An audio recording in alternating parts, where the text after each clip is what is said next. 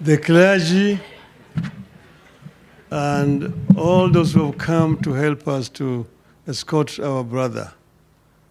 Muriega. Muriega rengi. Gaeniwega. Gaende shudhi. Asanteni sana. I'm in a rush because I'm going to have to board a plane in the next 1 hour at the airport. That's why I was very, very impatient there. But I was here last Saturday, and I said I would come today for this particular occasion when we are escorting our brother. And we are happy to welcome our visitors from Germany. Willkommen hier. Und herzlich Beileid oder den Verlust eurer Vaters. Okay? Er war ein großer Freund von mir. Und wir haben uns über 60 Jahre getroffen in Deutschland, in Leipzig. I was just explaining to them, I'm welcoming them.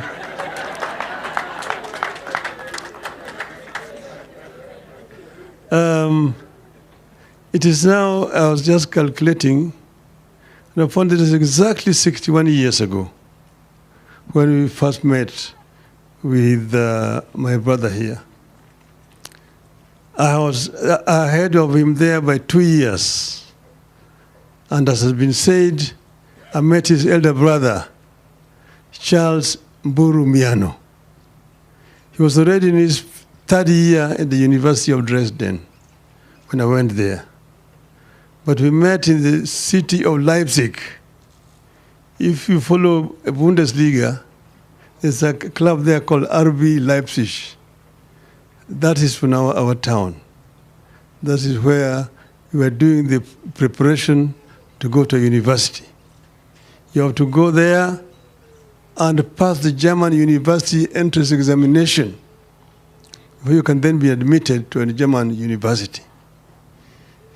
So Francis followed me, and we welcomed him, and we had a very good time with him those days. From then, as you have seen, he went to Dortmund, and then after that he went to Freiburg, where he studied and eventually got his PhD. This is a true Kenyan who is somebody who is very, very moderate and is very welcoming. I did not know, because when I met Mumbi, she was Mumbi Ngaru. Little did I know that she was the wife of my friend. It took a very long time. And when we met with him, we were speaking German. Mumbi, of course, was not understanding what we were saying. We were backbiting her. But he was somebody who was very professional in his work. You've seen the kind of things that he has done after he came back to Kenya. But he also worked in Germany and had a family in Germany. And I'm happy to see that Mumbi has been able to welcome this German branch of the family. And that's why I'm saying, willkommen nochmal hier. Kenya und auch hier in Thika. Fühlen Sie sich zu Hause. Yeah. So I'm happy. I wanted to say many other things, but because I'm in a rush, I'm going to leave this for some other time. But Mumbi is somebody who's very committed to her work. She has a true Kenyan spirit of nationalism. Ethnicity is no issue to her. She thinks a Kenyan.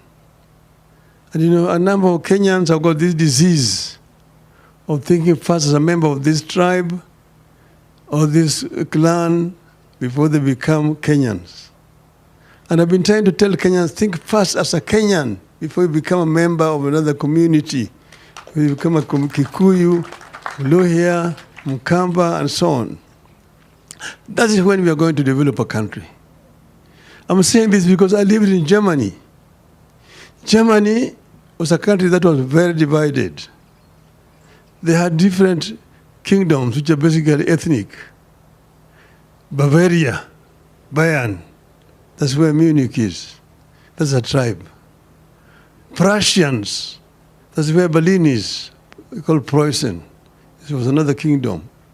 Saxony, where Leipzig is, was another kingdom. Hessen, where Frankfurt is another kingdom. Then Rhineland, where Cologne is another kingdom. Then Hansa, Hamburg, those areas. Mecklenburg, and so on and so forth. And for 33 years, one time, they were fighting against each other. It's called, in German history, 33-jähriger Bürgerkrieg. It is only a prince of Prussia called Otto von Bismarck who came out with his centurions, physically, forcefully united these different nationalities and created one united Germany, and said that if you don't work hard, the English and the French are going to look down upon you like second-class Europeans. So introduced what is known as iron rule in Germany. You work or you are disciplined. And that is the basis of Teutonic discipline that we have today. Today you see a German telling you, look at Mercedes-Benz. Look at BMW. No Italian can make that. No Englishman can make that because of that discipline. And that is what we've been trying to tell Kenyans. Think as a Kenyan first before you think as a member of the community here and there. I'm surprised all the time when I come here and people say they fear Raila. We have all the time been working together. Jaramogi is the one who stood up in Parliament and said that Jomo Kenyatta and all those who detained with him were and are the true leaders of Kenya. He was disowned by members who came from this region in Parliament. Go and read the Hansard. But he went on and kept on saying Uhuru na Kenyatta until eventually Kenyatta was released. Kenyatta was released to Jaramogi. Jaramogi, who took Kenyatta to Gatundu, his home, he was released to Jaramogi's hand. Chukua hiyo Kenyatta yako. Deny. And Jaramogi and Kenyatta were one thing with independence. They only disagreed ideologically, not ethnically. Not because Jaramogi was a Luo or Kenyatta was a Kikuyu, no. And that is normal generally in politics. But then me, I've worked with members of this community for a long time. We started with Kenneth Matiba, Kenya Football League, and organized soccer in this country. That Kenya became number one in the whole of this region. Kenneth Matiba. And when Kenneth Matiba was in trouble with Charles Rubia, he came to me and said, there's a problem here. These people want to arrest us. Only Jaramogi can save us. Arrange for us to meet Jaramogi. And arrange a meeting with Jaramogi, Matiba, and Rubia.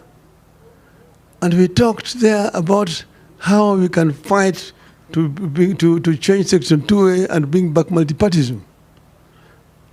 And that's when we met after that meeting, we organized a Kamkunji. Matiba, Rubia, and yours truly were arrested and detained together. Where Rubia ended up being very sick, Matiba got a stroke, and so on and so forth. But we had to work together. You came out back here, you started a Ford. Kenya, Ford. Later on they came and split it into Ford Kenya and Ford Asili. But we had to work together with those people. Fast forward again, when the opposition was divided in 1992 and lost elections, the Nyayo's 34% against opposition's 66%. 97, we were not able to unite. We were defeated. 2002, when the opposition was divided again, I said Kibaki tosha and campaigned for Kibaki when he was injured until he became president. Did I not know that Kibaki was a Kikuyu? Did I not know that Kibaki was a Kikuyu? I knew. That's what therefore the idea saying that Raila is an enemy of Kikuyus, I don't know where it comes from. We only disagreed with Kibaki when people around him decided not to implement the constitution that we had agreed on, the basis of. So people talking about ethnicity are talking cheap politics, which really have no roots here. But today we are all escorting our brother. And, but I want us to be united as a people. Kenya is much more important than any one of us. If Kenya burns, we'll have no country. You've seen around us, Somalia, from 1991 up to today, is in turmoil. Look at South Sudan. Look at DRC. Look at Ethiopia. And some other countries around us here. It is better to have peace that we're having here and push and go and have a peaceful election than to have turmoil in this country. Because if it disrupts, you don't know the end. That is the message that I want to convey here. And finally, I want to say that Parliament must not try to change the Constitution because of narrow ends. The Constitution that we brought here brought devolution. Devolution need to be defended. Today there's a Gazette notice. They are saying that they want to amend the Constitution in order to legalize this CDF national government. What does national government have to do in the counties? In counties, we have counties which have got executive powers to implement. Let the national government let go of resources to the counties as provided for the Constitution. Health is devolved, provide the funds down there. Roads also, is devolved. You don't need Kura and Kera. Have only Kenha for the national government, dealing with international highways, national trunk roads, and feeder roads, and leave all the other roads in the regions to counties and send the money down there. Why should you be building markets for counties? Let counties build a market themselves. How about affordable housing? Let counties build affordable housing. Then you will not be talking about 15%. You'll be talking about 35 to 40% devolved funds. Then you can blame the governors if they're not working. But you cannot blame Governor Sakaja for roads in Nairobi which are not under his jurisdiction. Most of the roads in Nairobi are not county government roads. They are all Kura and Kera roads. What is Kera doing outside Nairobi as a city, the capital of the country? So let devolution work in the honor of Dr. Garu. I want to end by saying, may the Lord rest his soul in eternal peace. Thank you very much. Haya. Haya. ODM. ODM. Asanteni sana, you may be seated. Today you learned all protocols observed. Hamjambo. Hamjambo tena.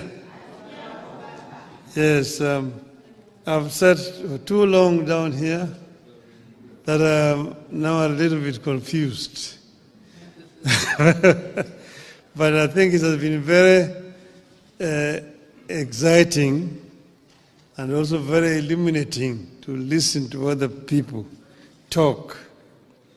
I want to thank particularly the two gentlemen you invited here.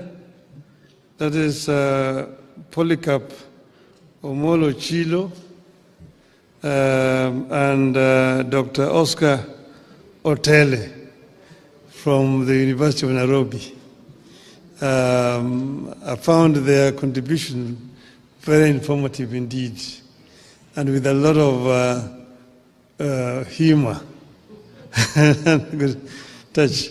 And I also want to thank everybody else who has contributed in this discussion today. It was a wonderful session. We thought that it is necessary for us, before you go back, to have a PG, because you have not had a PG where you also brought the party leadership to talk to you together. And we felt that we should do it before the end of the year, particularly before we go for the Jamboree in Mombasa. So I'm not going to bore you with a very long speech. There's a few things that I put together that I want to say. About a year ago, we got together with the UDA party to help steady the ship of the Kenyan nation that had been hit by extreme turbulence and faced a reality of collapse. Some people may not even know exactly where we were, but because I had a first inside impression of what was happening, we were very much almost on the precipice. Because as you see, after so many days of demonstrations, you saw that eventually the military were on the streets. And they were on the streets, of course, they were fairly civil to the Wananchi at that time. But that was because they had not been given instructions. And you know, there is what you always all the time talk about, the chief of defense forces. Once the military are given instructions, they execute. And we are almost there. We're almost there. So he said it's better to have a country that is civil, where leadership can be replaced through the ballot rather than through the bullets. And that was one of the reasons why we did what we did at that time.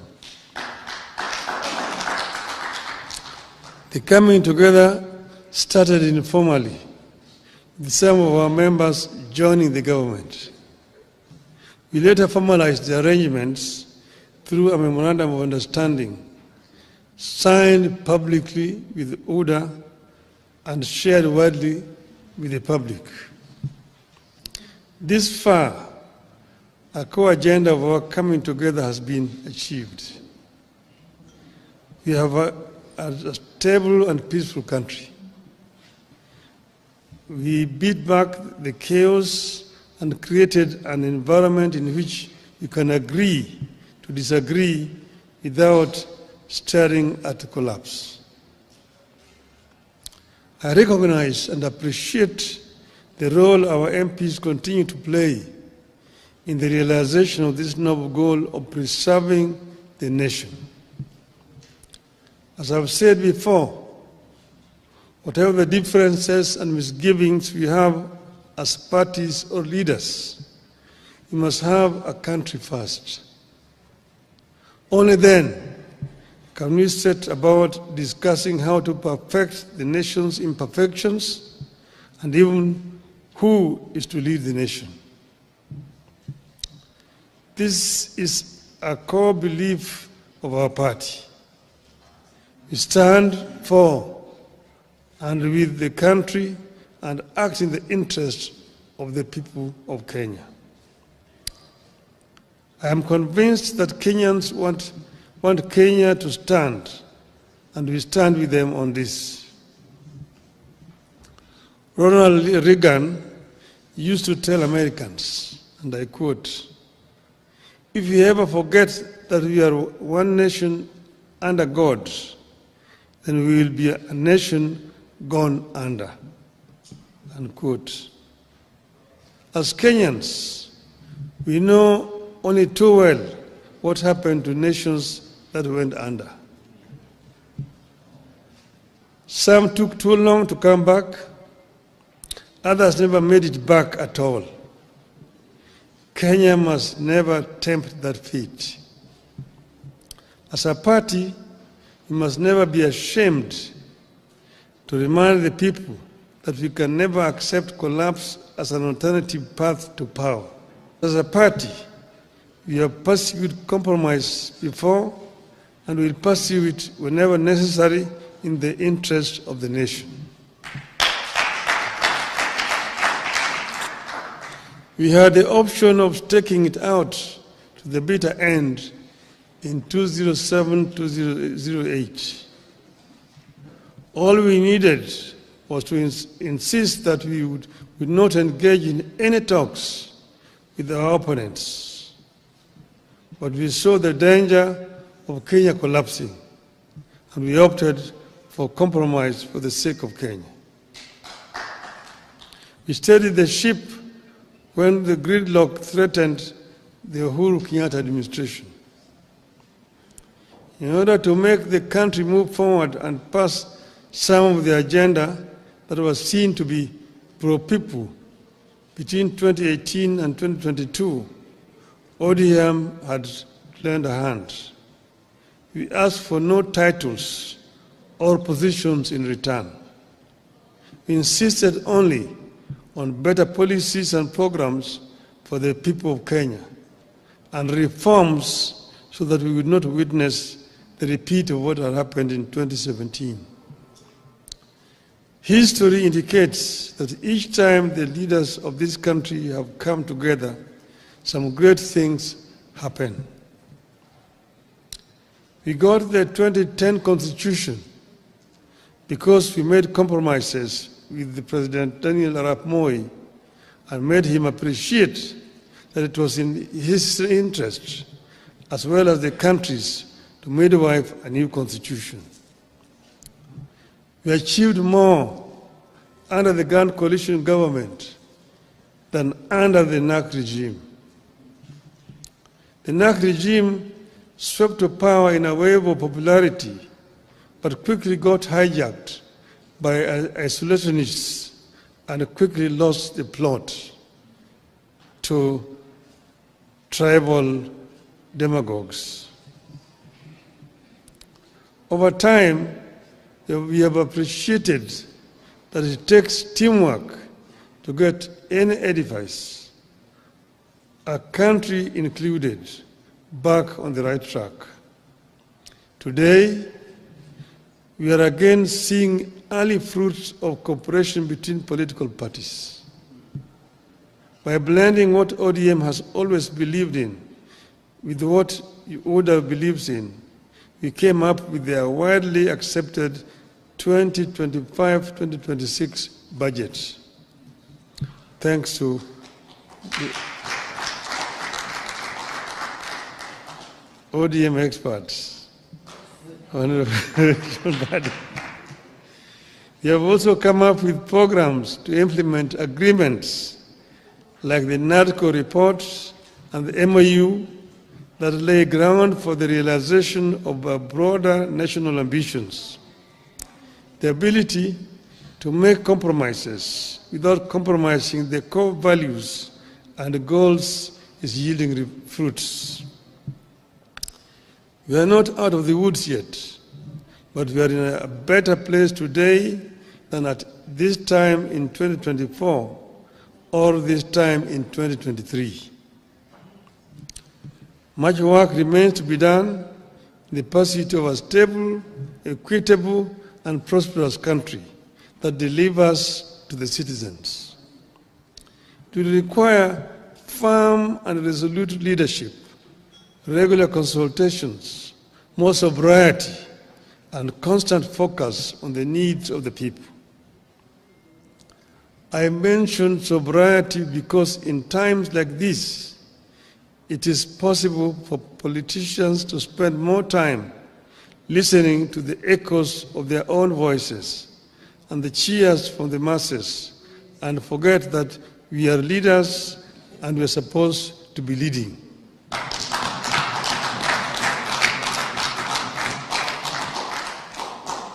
In times like these, it is possible to be lost in competing campaigns or populism and forget that leading means making decisions that may sometimes invite booing instead of cheers. I have been there. I've been cheered and have been booed. I was once set up against the people when I set about clearing the ground for the Thika superhighway and the bypasses around Nairobi. Today, everyone claims credit for Thika superhighway and the bypasses. My colleagues in Parliament once disowned me when, together with KANU, I championed the Constitution Review Commission that laid the groundwork for what became the 2010 Constitution and which everyone claims credit for today. So my appeal to you as we embark on some of the legislative agenda coming up is that you should never feel powerless or feel like giving up because populists around you are seeking popularity at the expense of leadership. When they call you Baba and someone sets the homestead on fire, does Baba join the burning of the homestead just because it looks like exciting, or does Baba help to put out the fire?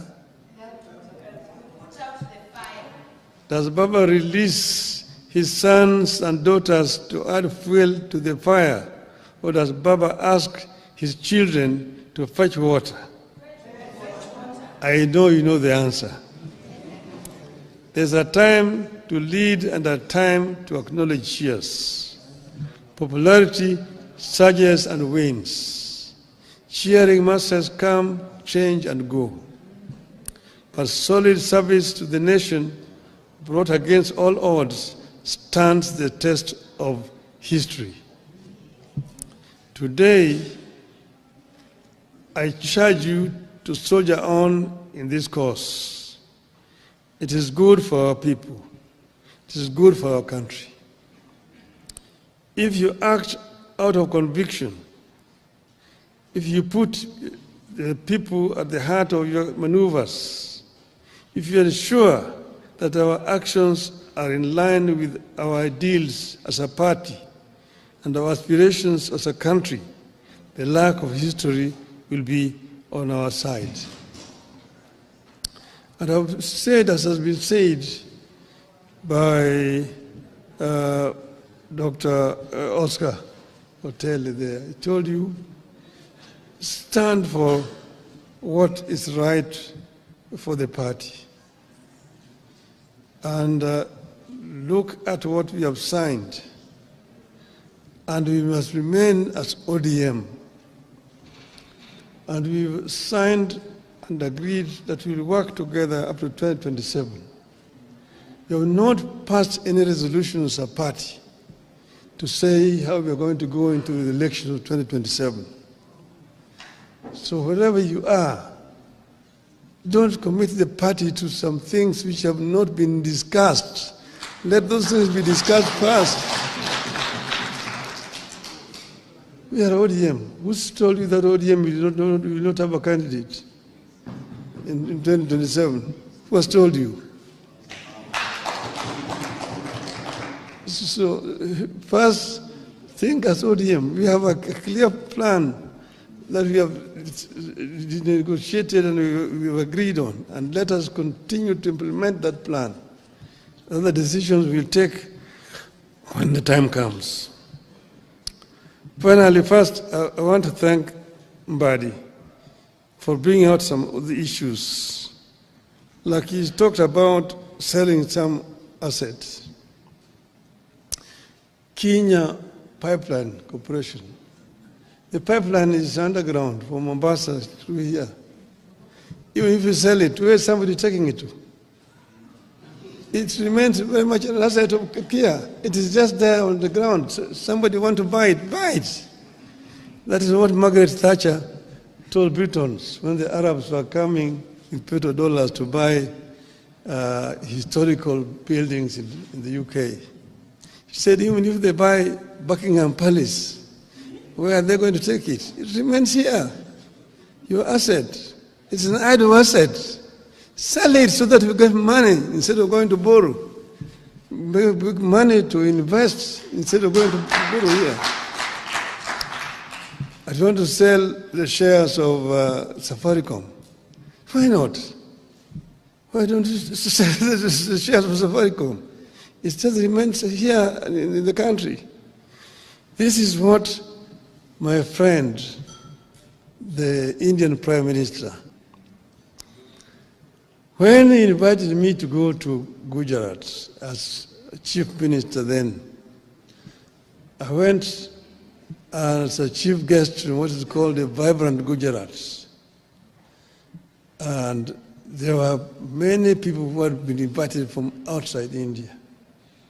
And I was in a panel discussion with some of the Indian conglomerates, the Tata, Ratan Tata, the Adani groups, and all this together. And we saw how many deals were being signed, people coming to invest in Gujarat. State of Gujarat is one of the states of India.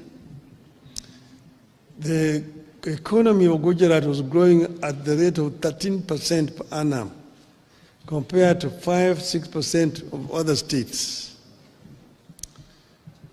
Gujarat, the population of Gujarat is 60 million people, bigger than Kenya. So I asked Bodhi, how did you manage to achieve this?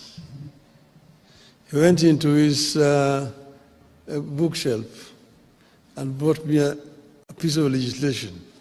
He said, this is the secret.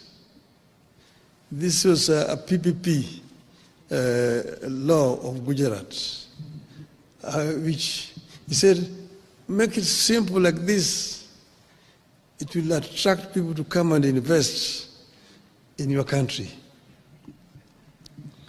And with that legislation, I came here and I presented it to the cabinet. And I told him what I saw in Gujarat is something astonishing. We approved the memo in the cabinet. It was then given to the then Minister for Finance, who was acting, Mr. Michuki, to go and prepare a cabinet memo.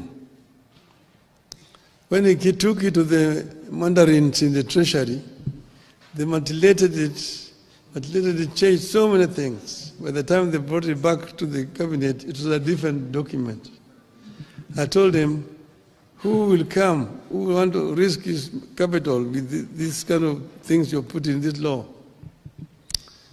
It was passed and brought to Parliament, passed, no investors came because there were so many restrictions and private capital is risk shy. But when I was there, they took me.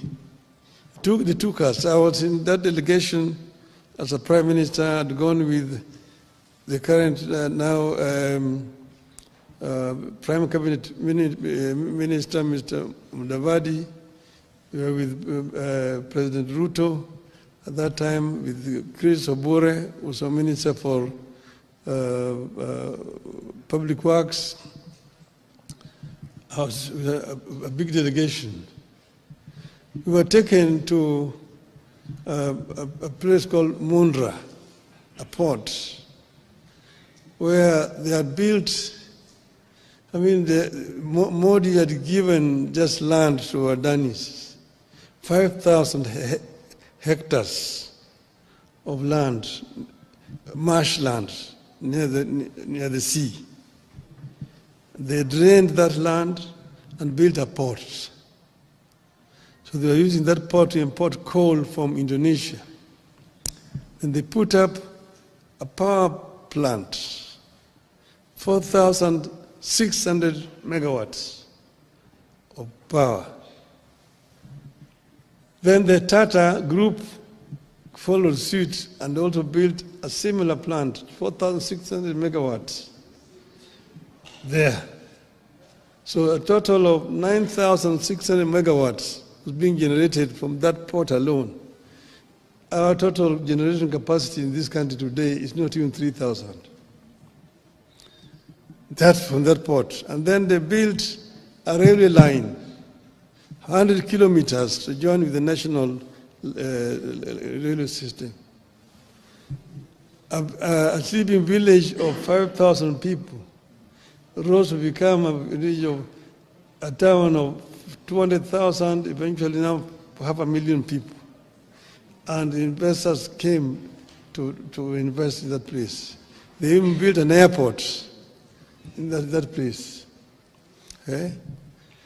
Then I can give you so many other examples. So you find the same people, Adani, are given them Bombay. Bombay airport used to be so dilapidated, fly infested and so on. They could have constructed Bombay airport. Today Bombay airport is so efficient when you go there. You go and look at the Delhi airports. When Modi eventually became Prime Minister of India, he now replicated what he had done in Gujarat in the whole of India. Within the time that he has been the Prime Minister for 10 years, they have constructed 130,000 kilometers of railway line through PPP. They have, in almost every state in India has got 2 international airports in India. All this being done through PPPs.